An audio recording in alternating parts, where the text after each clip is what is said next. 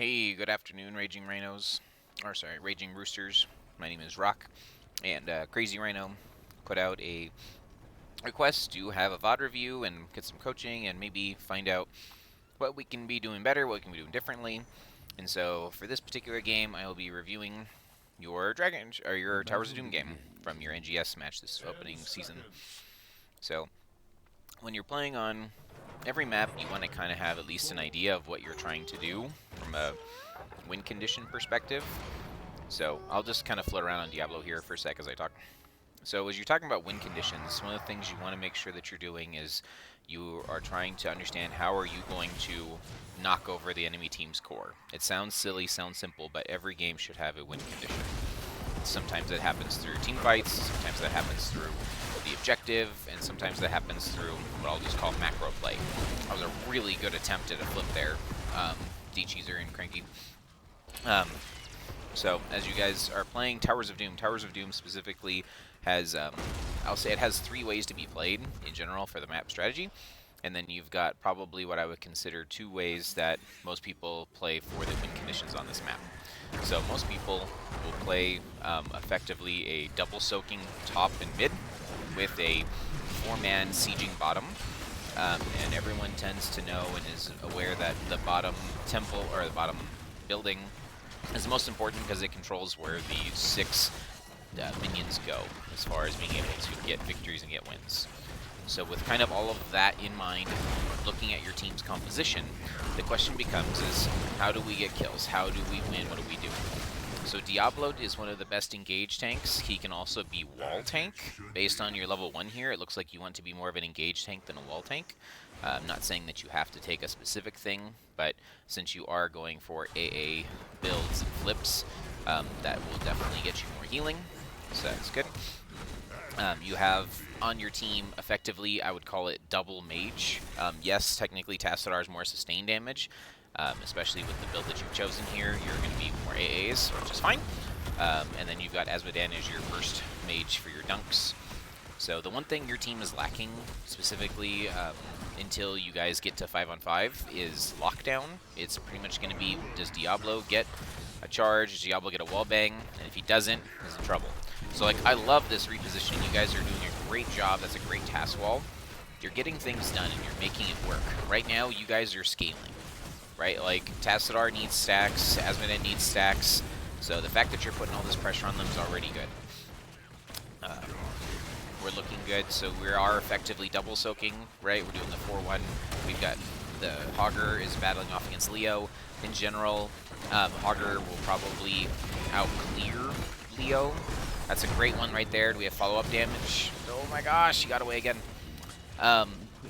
One thing you guys might want to consider, not sure how much communication between Tank and CrankyRhino, CrankyRhino, apologize, is that so Diablo actually can charge and hit Tassadar's walled target. So what you could potentially do, instead of trying to catch this ETC late, because this ETC took the wrong talent already. So into Tassadar, ETC should always take slide over walls on 4. Because he took movement speed instead. Which maybe he thinks that if he just runs away, he won't die. Or he needs the movement speed to get around the task walls. But if you take slide over walls, then Tassadar's not a threat anymore because you can slide directly over his wall. But he didn't. So since he didn't take slide over walls, you guys should try and see, if you haven't done it before or go into try mode, practice that combo. Because there's several times here where ETC probably would have died if we would have also done that, being able to wallbang him directly into a wall. So you guys are about even on XP and things right now, right? We can pull up the board and take a look.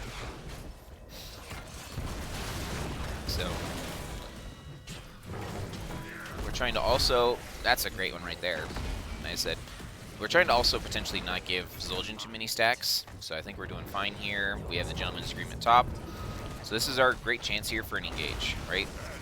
So this is one of the things that sucks about Diablo, is you get interrupted on everything. You actually picked up that Tyrande midair. And, oh, she did get flipped. There we go. Where's the focus fire? Okay, hold on. Okay. We need to be together. Okay, I don't know who does the shot calling on your team here. Not saying that any particular person should. Usually the tank does a lot of shot calling, especially as Diablo, because you're looking for the engages and calling the engages. Okay, right here, what is our focus? Right, Rhino's in a safe position. Monkey's unavailable to help. Asmodan is showing this is kind of a good arc shape. You don't want to be all clumped on top of each other, so one slide doesn't hit like 4 people. But what is your target here? Because right now, we got this globe, right? So if Dcheeser is calling, I'm going to engage on this guy, the dunk needs to be right on it, right? There's nothing to wave clear. There's nothing to do here. You could be putting your Army Man D top up here to help push, since most likely Hogger is running down and get some value up here and get some siege damage. Everything's pretty much even, right? Hogger is probably same speed as Leo, so you can assume that Hogger's on his way down. If we're down here fighting, we need to be also throwing our dunk on it. Watch this health here. Because I don't know if Cheese switched to Tyrande or Cheese was still just chasing Judo Chop. But, right, so the dunk is not on the same target of what we're actually flipping and going for. So this might be a breakdown of communication or a breakdown of just targets. Because if we hit the dunk on the target that we're trying to kill, we have a chance to actually kill it. The dunk doesn't actually hit anyone. And then this stun is good, right? This is great. Once again, we're laser beaming like what's in front of us instead of laser beaming what's next to us. Like if Asmodan, he's got a big body model. If Asmodan was to walk right here, Tyrande can't get out this way, right? So that means she has to run towards her friends, or run away from her friends, or run up towards where Leo's coming, right? And Hogger didn't even come. So you guys have a huge advantage since Leo's on his way down here. So we want to really make sure that we're focus firing the same target. Because Tyrande's getting away here, and she should not get away. Okay, she doesn't get away, but we could have potentially gotten more. Okay, well done. Good job. So just work on your focus fire there. So now that we've gotten 2 kills, we got up on objective, we're going to hit 7s first. What do we do? Right? Anytime you have an advantage, you need to be asking yourself, what's the next move? What are we supposed to be doing? What are we going for?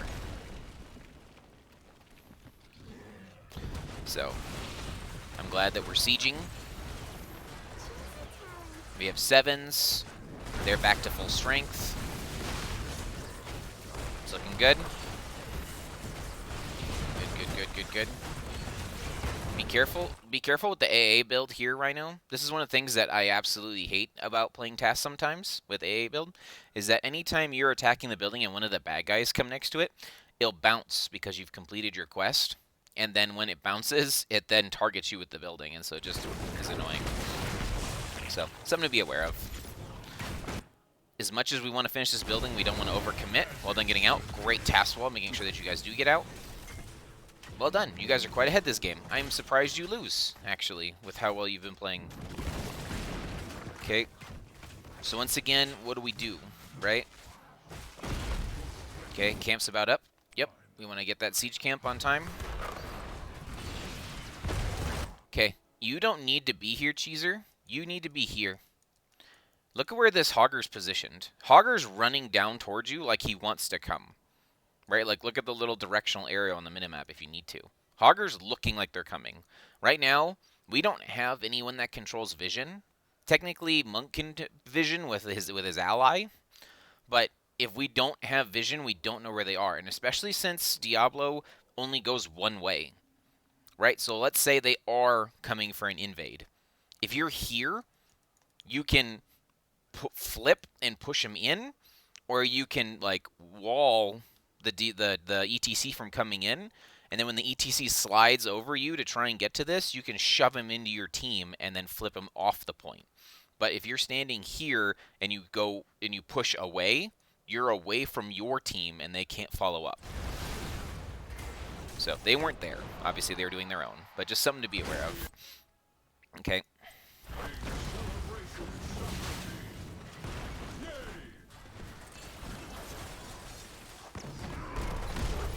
That's good. That's good. We're on separate targets again. Like, I like this pressure, right? Like, making the Zul'jin run away means that Zul'jin cannot chunk into the Diablo, but we're not on the same target here. And so we're not able to potentially secure kills together.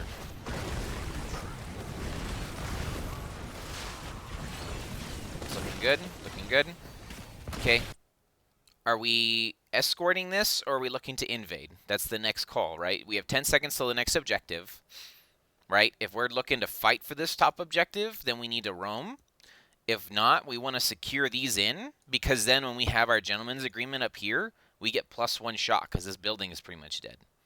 So, looks like the call was to go top.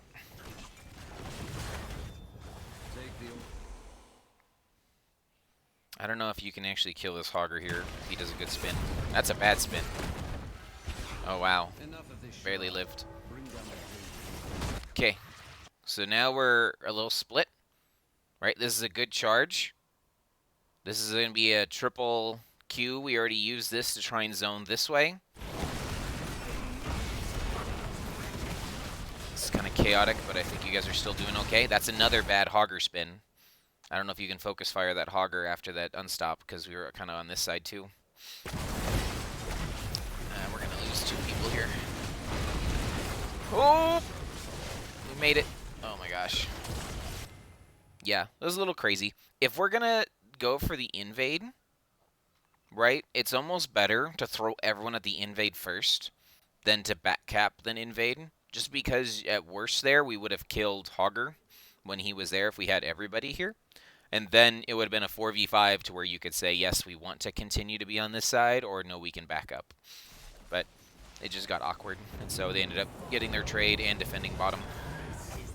So as the map's kind of been reset, let's just quickly look at some stats here. So our soak is behind. Despite our early game advantage, our early game structure advantage, and our early game hero advantage, there's minions right now. The soak that Hogger's performing is beating out Leo, which, to be fair, we did come down early, right? Leo came down early. We got 2 kills. We got this structure in this wall because Leo came. But just something to be aware of is that we're behind right now. Like, they're even in this game, despite us being up shots, because of our minion XP. So we want to make sure that we're covering XP. If Leo's not able to get XP just because of the speed of the Hogger, feel free to tell Azmodan, hey, I need you to dunk middle. Right? His dunks are scaling up. He can throw it from, like, right here to hit middle, so that way he can help. Actually, it's probably, like, right here. But he can throw it and help clear mid for you to get it done faster. Because the way that soak globes work, you either have to be in range or you have to get the kill. If you get the kill, it's all groovy. That's why Abathur works. So, all right, let's go ahead and continue watching positioning here. That was an interesting slide from Judo Chop. Okay, we don't have all of our damage here. It's a little dangerous. I know you're just trying to poke. Okay, looks like we're pretty much going to hit 10s at the same time here. Oh, that's unfortunate. You missed the clip of the wall. We hit 10s. Okay, let's look at ults real quick. Okay, we didn't pick them yet. All right, there we go. So APOC, Black Hole, Palm, and Minions? Or is that the buff Black Hole? That's the buff Black Hole. Okay. Okay, so APOC is to potentially interrupt Mosh. Or are you looking to one-shot someone? Because you probably can. Like, Tyrande does best at sustained battles, right? Because she can heal as she auto-attacks. So getting someone instantly blown up sounds good. Black Hole for disengage, also a Mosh interrupt. It's looking good. Nope. Okay. I'm not sure what happened up here. Maybe we're boxing Hogger too much instead of clearing the wave. If we can come back and look at that. Okay, so let's look at how we did this APOC combo. Okay. You actually pulled him out of the stun. So there's 3 ways to do the Diablo APOC combo. The first one is pushing R. It's like as soon as you're in Q range, you can push APOC, push your Q, like shift Q, like you can ult, Q, and then what will happen is you actually it's kind of funny. You almost did on this one. You push them out of the, like, you push R and the circle's underneath them, then you push them out of it, and then you flip them back into it. And it's a guaranteed thing. You can practice that in try mode, and that guarantees a one-person stun. This one kind of felt awkward because you got the wall bang, and you pushed R, which is fine, right? So you can do it that way. The second way would be you wall bang them, you push R, and then you flip them back into it when they try to escape from the wall bang, right? Like you kind of keep them boxed into it and use your body block or flip them over with the E. The last one is a surprise APOC from a bush, where you push APOC and then you literally flip the person on top of it. It's, as I said, it's usually not as good. It works better with the level 20 blink one, where you blink forward and then E and you flip them right on top of it because they don't have time to react. So we'll back up real quick so we can see how the rest of this fight pans out. So we do lose Leo top, right, unfortunately. So what we need to look for is how do we want to take this fight? What is our angle? Right, I see what Dcheeser's looking for, right? Judo chop is horizontal to the building here, so he wants that engage on that. The slide maybe kind of messed up his stuff too. So before we engage here, we have BadMonkey has tap.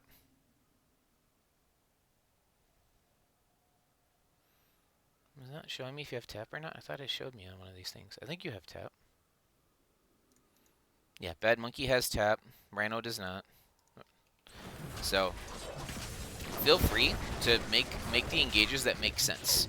Right? This is an even fight. Like, if anything, we're behind because our HP is low. Like, there's not a huge positional advantage.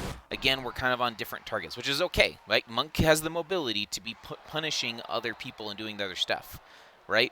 So, like, the dunk is trying to hit the APOC target, right? And then the TAS is auto-attacking and putting everything on the APOC target. So the TAS wall is trying to break them off. Here comes the Mosh, which CrankyRhino has the black hole for, which is exactly what we wanted to do. That's a great disengage. Well done, right? As long as we know that someone's job is to interrupt Mosh, you guys are going to be okay. Zagara did go, whatchamacallit, Nidus instead of Ma, which I think might help you. It might be a pain later. It should help you. You've got Asmodean. So that way you don't get punished for clumping. You got no health. Go home. There's no reason the three of you need to be around here. You're asking to die. Okay, good. I mean, like, oh, BadMonkey's going. Dcheeser, you need to go home. Like, you don't have any of the healing talents. Like, if you had globe talent or anything else, I can understand you staying around because a globe can put you back to full health. But you just need to go home. Like, you can't ward successfully in here. Asmodean and Tassadar can insta-clear a wave between their W and their Q. You should just leave. I said, you have no vision of them. We need to check this bush. We still haven't checked this bush. We don't know where ETC is. They're probably on their own camp. Okay, so now you're going home, and it might actually, so like, not that it's the worst thing in the world, not just picking on Dcheeser, but like I said, like, you want to also be aware of your timings for when you go back. Because now you're backing 18 seconds before the shrine spawns. As much as you're not going to be late, because you're TPing fast enough right now to be late to it, but you, like, these shrines are so critical about positioning and about being there first. If you get to the shrine and your team is already posted up, 1, 2, 3, like ETC roams around, he's like, oh, I'm going to check the shrine, and he walks up, and you wallbang insta-kill him right here because you guys are in position around the shrine, that's 10 times easier than if they're positioned up on the shrine, and ETC is down here, Hogger's here, and he, like, terrain bangs you over here, he's got his triple CC with the shockwave, right? It makes all the difference. Both teams have good shrine poke, right? We've got Asmodean dunks, they have Bird, they have Banelings, so they have lots of pokes. So there's no quick cap on this going to happen from either team.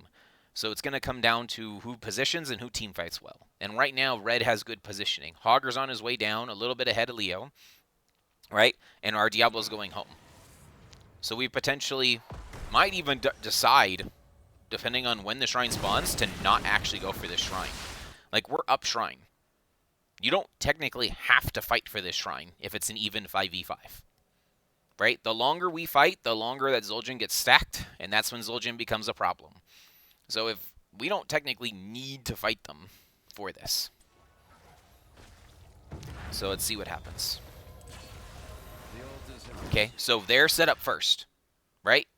They've got 2 of their people set up in position. I'm going to change to everyone vision. You can see all 5 of them outside of Tyrande are in position ready for the shrine. That's going to make all the difference when you're ready for the shrine versus not ready for the shrine. Because now Leo, who is coming down, can maybe get into cool Entomb flank or something. It makes it very hard for Diablo to get his wallbang angles. Because where is he going to wallbang?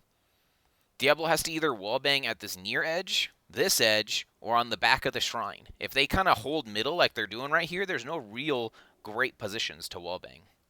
So, go back to our normal position.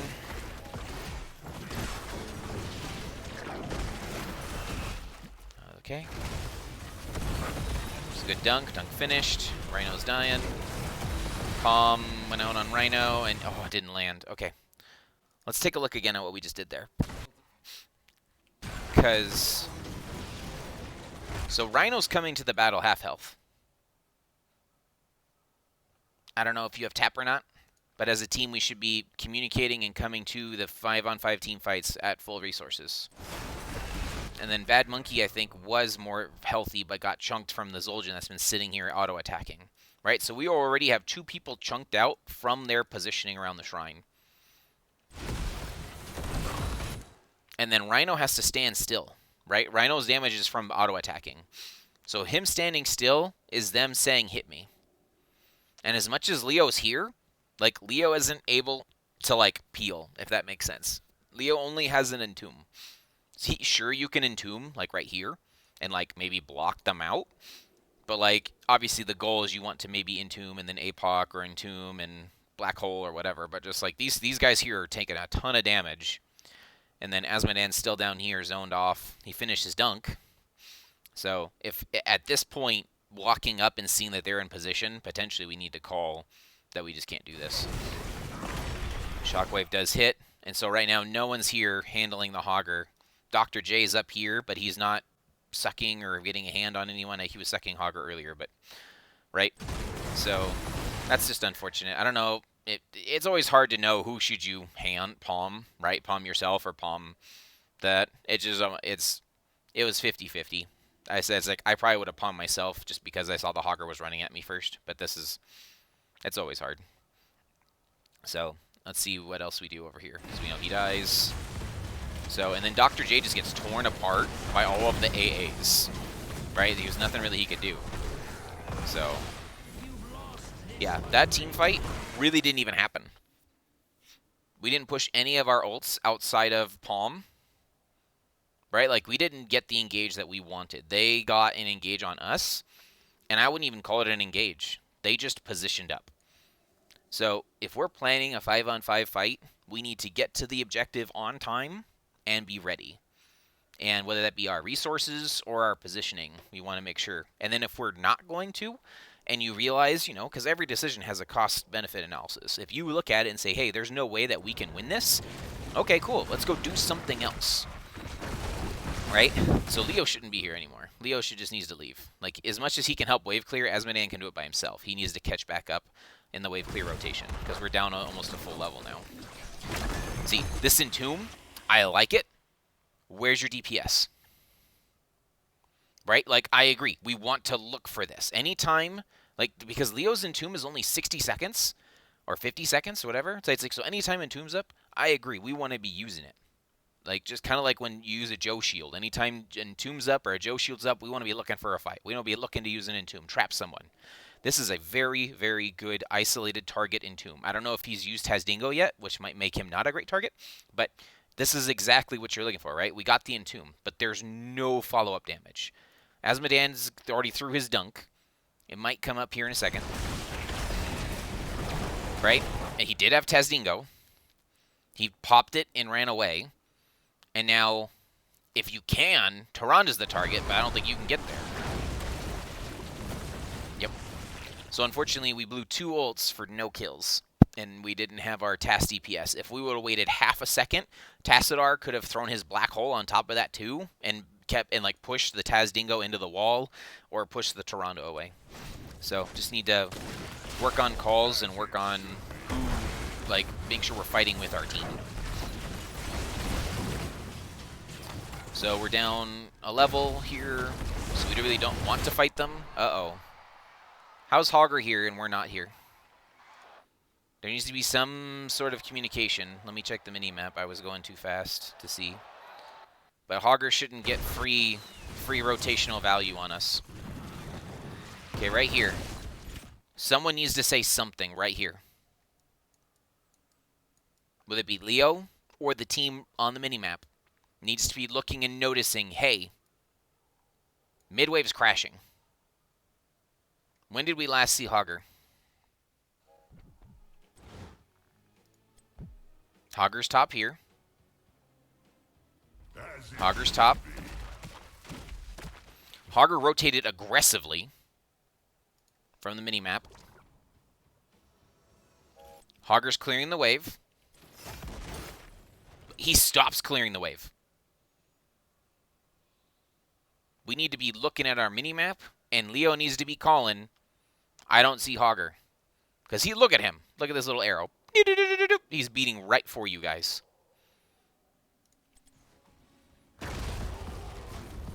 So because no one on our team is able to really ward, like we have no control of this bush either. And so the only way to check this bush is Fire Stomp. You could throw a Shockwave, I guess, since you're not Q build. You could throw a Q at it. It's kind of waste.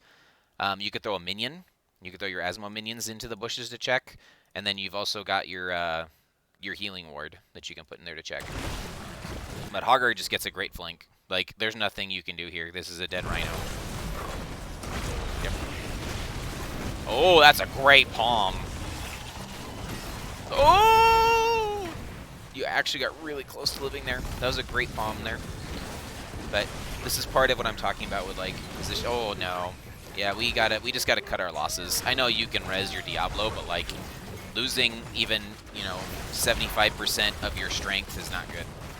Right? Like, we were gonna lose this building no matter what. Again, like, you guys are making good plays. Like, this is another good Entomb. It's just that we don't have our damage. We don't have the ability to kill things. Not that Rhino's only your damage, but Asmo is not enough. Like, if you had Jaina, sure. Because Jaina can throw all of her buttons and delete almost any character in the game. But, like, Asmo can't. So, like, despite that this is a good Entomb, there's just not enough follow-up. And then you're a baby Diablo, and so you're getting chunked. So you're going to have to leave. That's like a panic APOC, right? I don't think there was any stun or follow-up there.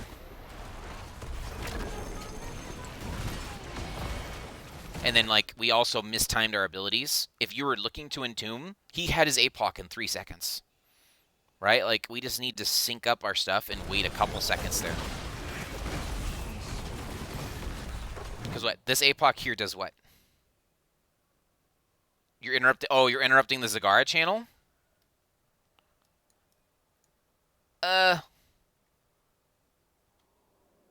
That's probably not worth. Like, yes, you're interrupting the channel, but they're gonna get this anyway, right? Like, as I'm like, you can't get through this building, and you can't, like, walk around.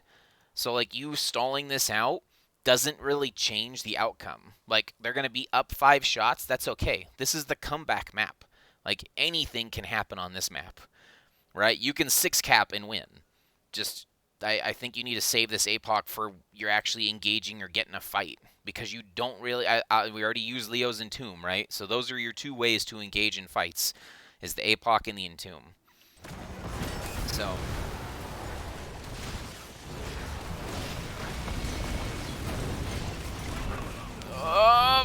the tower. And then we blew that to safety. Oh my gosh, we're all so low. Yeah. We don't have anything to fight for down here. Like, if we would have APOC'd and then gotten a stun for a kill, maybe that would have been worth. But, like, we're sitting here brawling, technically over nothing. right? Like, yes, we need kills. Like, that we have a moment to fight before they hit 16, right? We don't want to fight down a talent tier if we don't have to. But it was a 4v5, so I get it. Like, looking for a fight because we knew Zagara was down here on the channel.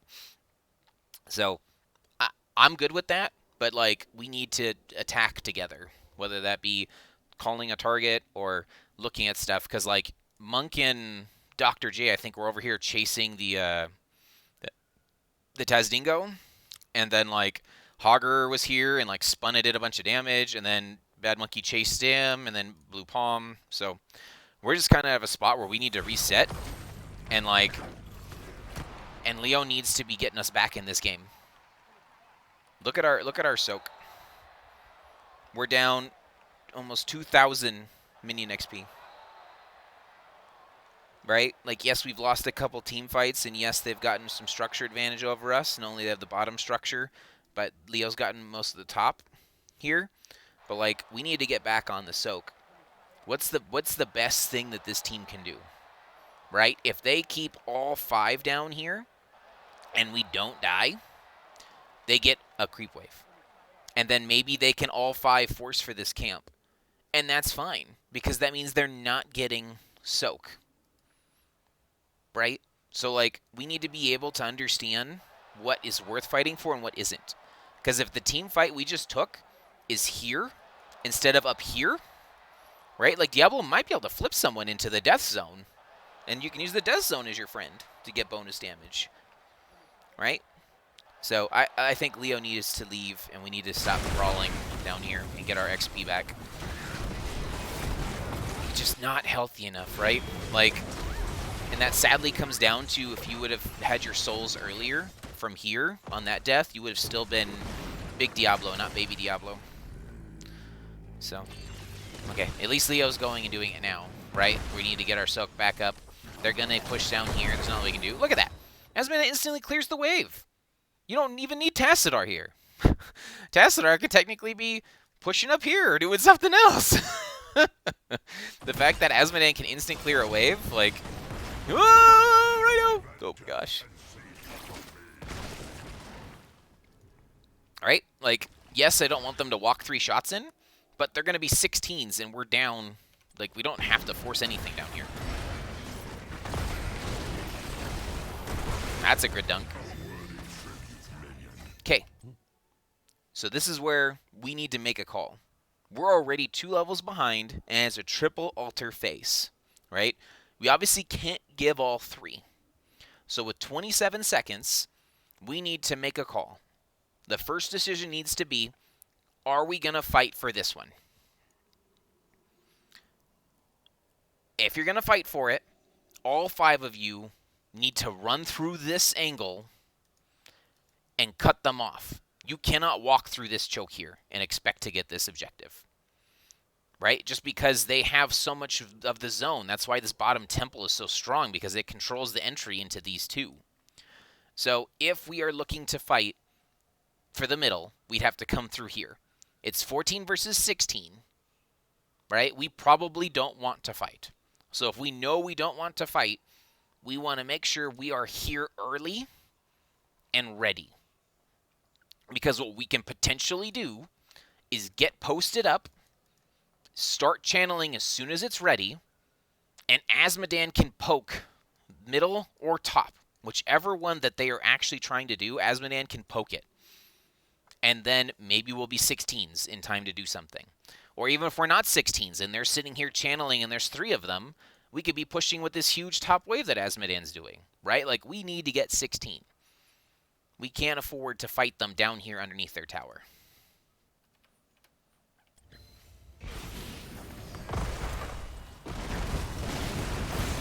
And we're fighting them under our tower. That's a good mosh. Can we turn this? That's looking good. It's looking good. It's a good entomb. Oh, no! We took the 14 versus 16 fight, and unfortunately we lost. So, now that we've lost the 14-16 fight, we need to take our measly prize here and grab that one. Oh no, ETC's running right at you guys. He might try and stop you. Oh no, he's not. The bird hits. Oh, good block, Hasmodan. We need to leave. That judo took a lot of damage, but I don't think we can get him. Yep. Okay. It was 2 for 1. Probably not worth. Yes, kills when you're down is good because it's worth more XP to the team that's losing. So, okay. We need to be reclaiming buildings. We see that there's several top. We're clearing mid. We're about to have 16s. Yep, yep, yep. They're going to their camp. Well done. We reclaim the building. Excellent. Let's see if we can speed this up. Okay. They're 5. Right? We got to be careful engaging down Leo. Leo just helped us get 16s. We don't necessarily want to be fighting them. That's a good grab, but he can E. Yes, this is one of the stupid things with Hogger. So you guys don't have... The wall is good, right? But Hogger can E through the wall. It's broken. Hogger can E through anything. Leo wall, this wall, right? Hogger being unstoppable is kind of a pain. So, like, this is a target that's hard to go for. And then on top of that, the building's not ours yet. If you flipped him into it with the R building, then he would have minus armor.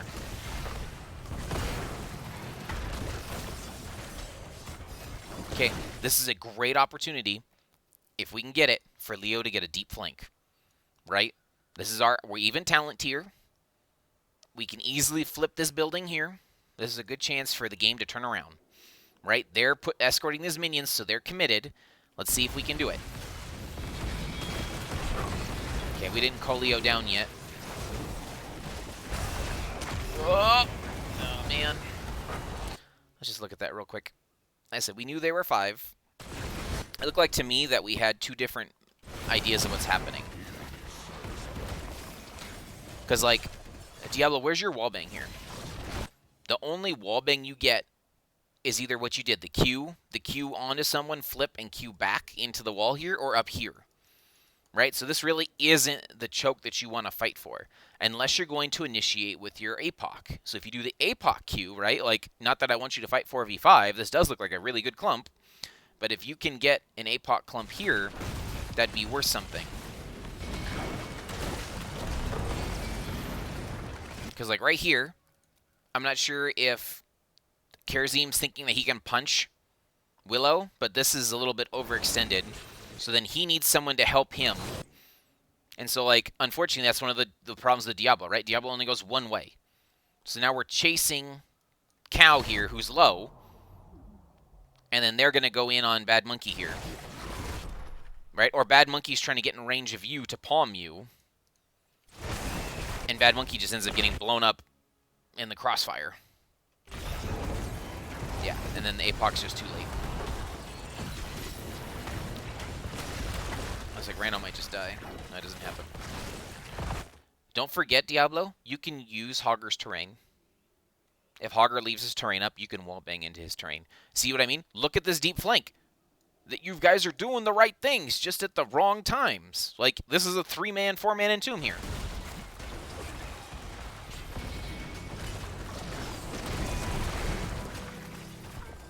So, Leo's dead here. He doesn't have Spooky Walk. Yeah, see, we were just not together. That probably was a kill on him. Oh, we still got him with a dunk. Kobe! So... Alright, once again, 17 18s. We traded 1 for 1. We're going to be up in time for this altar. Which one do we want to fight for? Because of how this is positioned and the tunnels are active, you probably want to play for the middle. You're just going to have to give the bottom one. So if we know we're giving the bottom one, we need to position to fight for this one.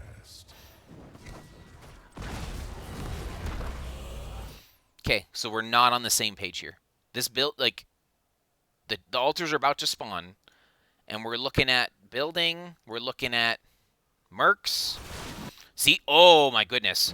Rhino with the 10,000 IQ check. Yes, this is what Diablo needs to be doing, though. Diablo needs to be fire stomping and providing vision for his team, or the Asmo minions need to be checking for that. Unfortunately, I think Crazy dies here.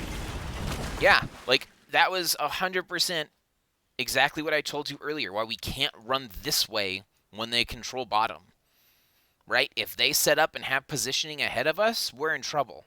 So if we're going to ever fight for this one and they have the bottom, you guys need to come in through the north when they can't see you versus trying to run through the easy choke. Let's see, was there any way we would know ETC's still there? We saw him walk here earlier. So Diablo's down here, I understand. Diablo's down here because he's trying to get his souls back, right? So as a team, we need to be, like, pushing together. Like, him staying a little bit longer is kind of a mistake, but... So, like, yeah, we don't know that he's here, but I love that you checked. 100% what you need to do. I'm glad that you checked. Just unfortunately, it's Tassadar things. You have tiny arms. I guess the other thing you could have done to check, instead of using your Q, was use your wall. You could have walled off, right? Like, put the wall here to check. And then either solo mosh you. Yep. Unfortunate. And that's probably game, isn't it? That's 10, 10. Yep. Especially with it being a game-winning altar like that, we really need to be working together and coming around from the side. I didn't realize that this was 10, right? Maybe you guys didn't either as you're sitting here playing. But we can't afford to lose one, which is maybe why Tass and Asmo were pushing up this way. But, yeah, unfortunately, that's probably game. Maybe we get one more stall, but... Oh. Because you see Zag's on bottom already.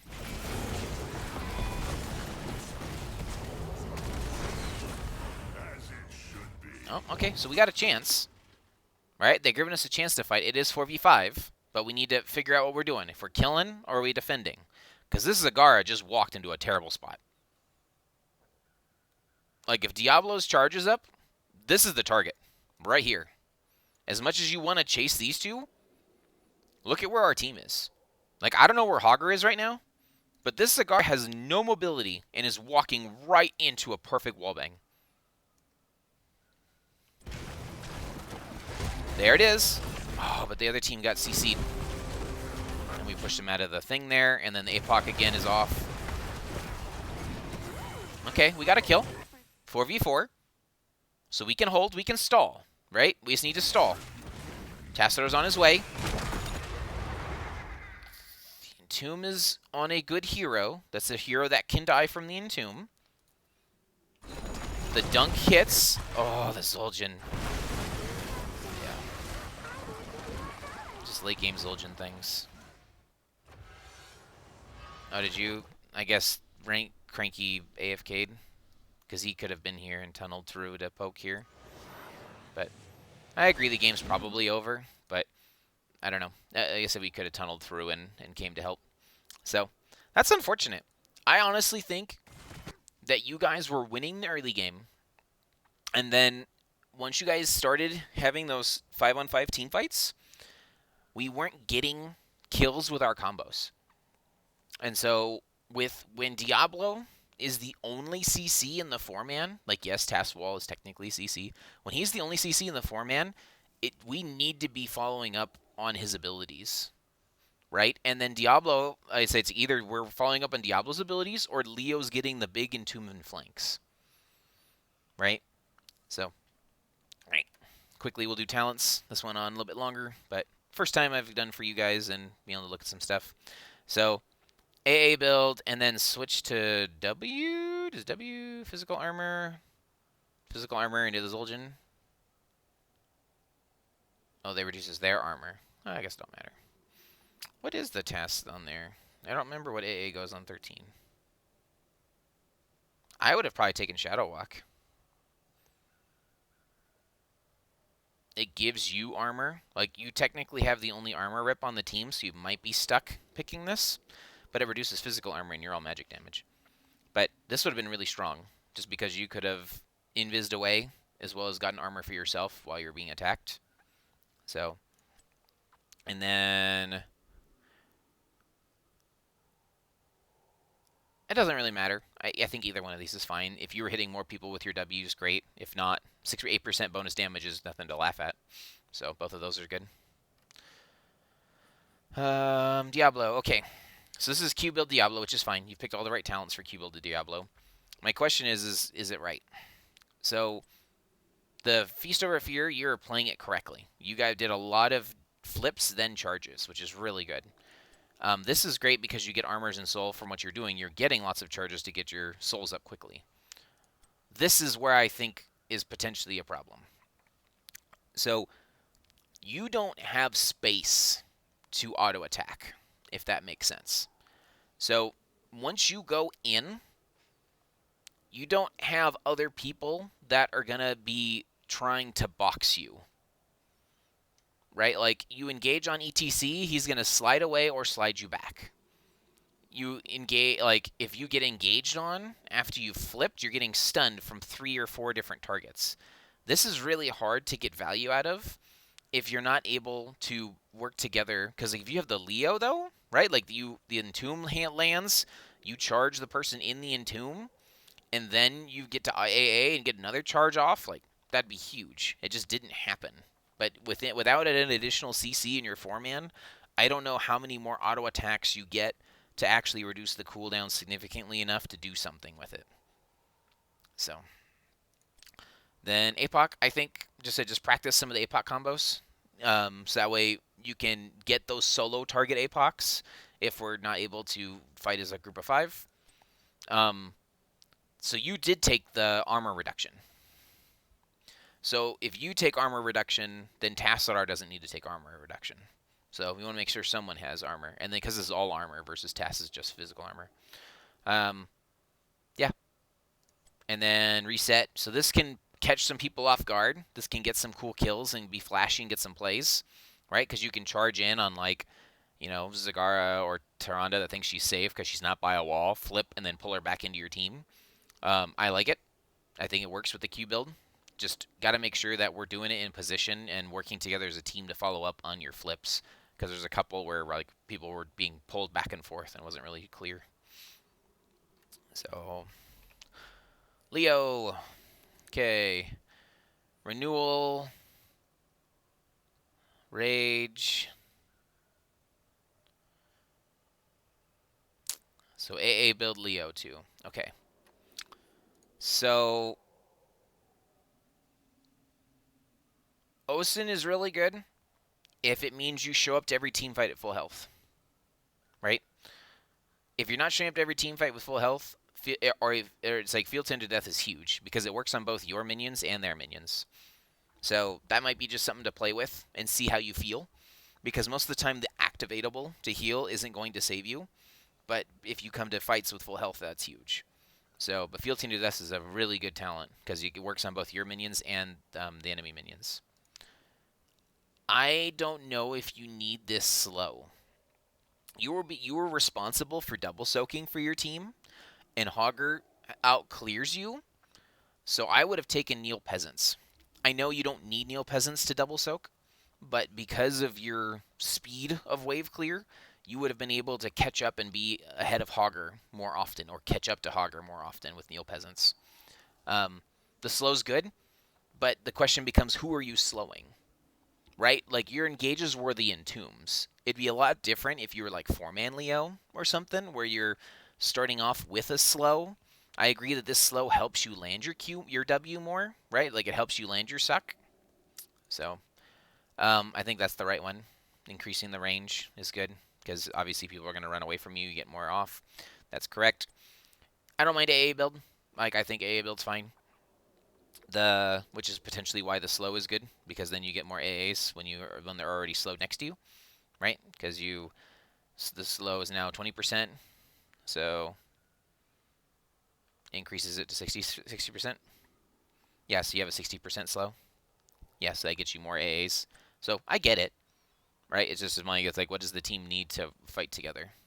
And then obviously, if you're going AA here, you go AA here. Okay. If I was playing Leo this game, I would have gone Neil Peasants. I would have gone here, and I actually would have went Suck build. Just because I don't want to stand in AA with into a Zul'jin, right? My weakness as Leo is my physical body, and so I would have either gone Suck build to be able to try and duel the Hogger by myself when I'm not getting hit by everybody else. Or if you're really, really, really good with E-Build, you could go E-Build, which reduces the damage of all of the people by 50%. So you could slow down the amount of pain that was coming from the Tesningo. But I don't recommend E-Build to most people. It's hard to play. And then lastly, oh no, we got Monk and... So Monk went Punch Fist for heals. I find that this is hard to get value out of, but I'm not an expert Monk player. I just know that this healing tends to be difficult to use because you're having to like go forward to punch to heal versus if you take this one, which is punch for damage, or if you take this one where you're going to be, I guess I'll call it turreting, right? Like you're going to literally be standing still auto attacking because using this gets you more CDR in your stuff. Spirit Ally is good. Obviously, it heals. I think I would have taken Earth Ally this game just because it gives you physical armor, and the main way you're going to die is Tezdingo. And so if you're able to drop the physical armor, and it also helps counter some of the Tyrande stuff. So I would have liked that. I know that we were taking a lot of spread damage, so this heals for 2% of their health every second. So this can be a 20% heal if someone stands in it for the full 10 seconds. So I think both are fine. I would have preferentially taken Earth. Movement speed I think is great. You can choose any of these, but I think the movement speed here makes sense. Just so that way you're able to get away from the Tezdingo. Palm is hard to use. You did a good job. I think 3 of your 4 palms landed perfectly, so well done. This is a hard one to use. Obviously, you were getting run over, right? So getting armor, physical armor specifically, into the Zul'jin and between the Tyrande minus armor, I think this is great. I think good choice. Obviously, this is when you become a real healer, and you get to heal twice, so I think that's fine. Yeah, if anything, it just felt like potentially you were playing, like the way you were playing early game, I was surprised you weren't Iron Fist now that I'm looking at it. Because you were like boxing people. You were chasing people down, trying to kill things early game. You're almost killing Zul'jin and stuff. And so if you want to be the aggressive, annoying Tracer type person, feel free to do exactly how you just played this game, but take Iron Fists. Because you would have done way more damage. Right? If you go Iron Fist as well, you can change things up a little bit. Like you can take blinding speed, so that way you have more charges, and you are able to stick to people a little bit more stickier. And then I agree with what you did. I'm just saying that if you take Radiant Dash, then you can give yourself movement speed to be able to attack, and then you can get the Way of 100 Fists, which is where your real damage comes online. So you could also take the Unstoppable. I don't think this is a, like, if you pick damage, you have to pick these. I think you did a great job on your build. All right, last one, Asmodan, the hero I know absolutely nothing about. Okay, you went Gluttony, which is the minion one or the hero one? Heroes. Okay, that's fine. Warriors gain. Sure, why not? 2 or more heroes gain mana and extra annihilation. I would have to see how many times this landed.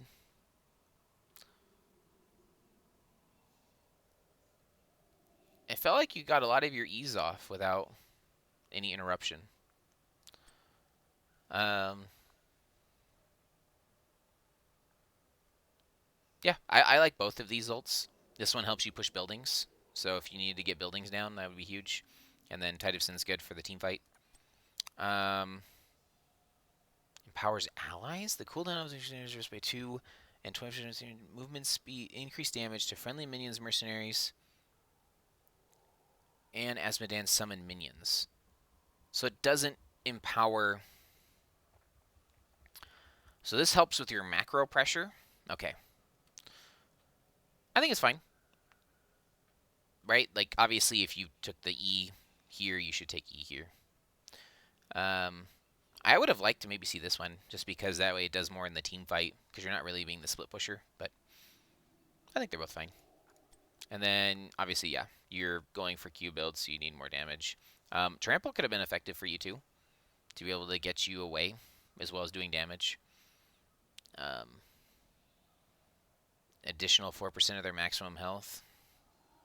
They're not super beefy. Obviously, more damage is more better. So, okay. Sweet. Well, hopefully you guys got something there. I think, to me, the big takeaway from this game is make sure you're 5 and make sure you're executing your win condition. This one here seemed like we were lacking maybe 1 CC from the 4-man, or we were not blowing things up on the targets. Like, the palms were good, so if you're planning to palm all game, it was great. If you pivoted into palm because how things were going, I also think that 7-sided strike would have helped you isolate and get picks. I think what ended up happening was we ended up taking a lot of fights where we weren't in position or we weren't able to get the angles that we wanted, and it put us behind.